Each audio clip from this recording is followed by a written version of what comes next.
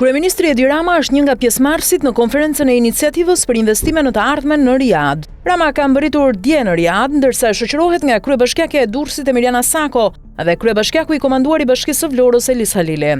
Ata ishin pjesëmarrës në pritjen e organizuar nga princi i Kurorës dhe kryeministri Mohammed bin Salman Al Saud, që u zhvillua në pallatin mbretëror të Riyadhit. Në qendër të takimit ishin forcimi i marrëdhënieve dypalshe mes Shqipërisë dhe Arabisë Saudite, si edhe përgatitjet për vizitën e princit në Tiranë vitin e ardhshëm. Të pranishëm në konferencën që do të zhvillojë punimet deri më 30 tetor, përveç kryeministrit Edi Rama janë edhe Ahmad Al-Shara, presidenti i Sirisë, Han Zheng, nënkryetari i Kinës, Shehbaz Sharif, kryeministri i Pakistanit, Paul Kagame, presidenti i Ruandës. Gjithashtu prezent në konferencën që mbahet në Riyadh është edhe i dërguari special i Vladimir Putinit, Kirill Dimitriev. Nuk dihet nëse kryeministri Edi Rama do të ketë ndonjë takim ose jo me të dërguarin special të Putin, Kirill Dimitriev, i cili ishte angazhuar në negociatat me administratën e Trumpit për t'i dhënë fund luftës në Ukrainë. Por nga Londra, ku mori pjesë në një samit mbi procesin e Berlinit pak ditë më parë, një prej pyetjeve që ju drejtua kryeministrit Edi Rama ishte nëse është takuar ose jo ndonjëherë me Vladimir Putin. Rama u shpreh prerazi që nuk është takuar.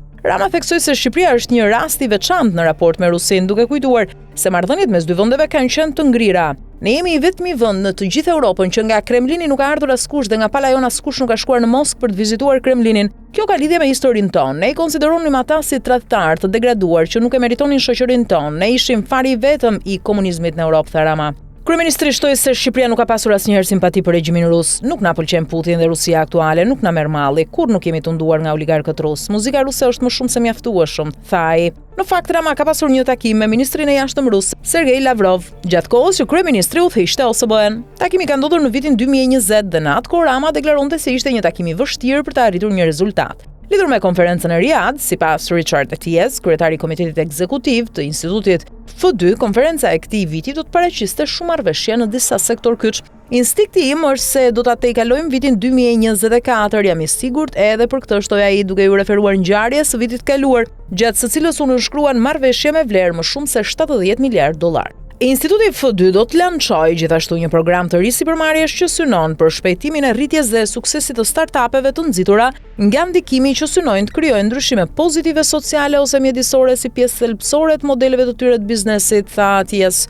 Ne zgjodhëm më shumë se 750 kompani teknologjike startup, shumë prej tyre në sektorët e inteligjencës artificiale, shpjegoi ai. Përveç krerëve të shteteve që do të marrin pjesë, liderët global biznesit dhe investimeve që marrin pjesë këtë vit përfshin drejtoreshën e komitetit të Bretton Woods, Laura Ka, presidenten dhe drejtoreshën kryesore të investimeve të Alphabet dhe Google, Rolf Porrat, themeluesin e Schmidt Family Foundation dhe Schmidt Sciences, Eric Schmidt, drejtoreshën ekzekutive të Citi, Jane Fraser, themeluesen e Bridgewater Associates, Ray Dalio dhe bashkëthemeluesin dhe drejtorin ekzekutiv të Snap, Evan Spiegel. Por të ftuar të tjerë të profilit lartë përfshin ministrin saudit të energjisë, princin Abdulaziz bin Salman, guvernatorin e Fondit të Investimeve Publike Saudite Yasir Al Rumayyan, kancelarin e thesarit Mbretërisë së Bashkuar Rachel Reves, themeluesin e Grameen Bank Mohamed Yunus, të dërguarin special presidencial të Rusisë Kirill Dimitriev, drejtoreshën e përgjithshme të Organizatës Botërore të Tregtisë Ngozi Okonjo-Iweala dhe guvernatoren e Tokios Yuriko Koike.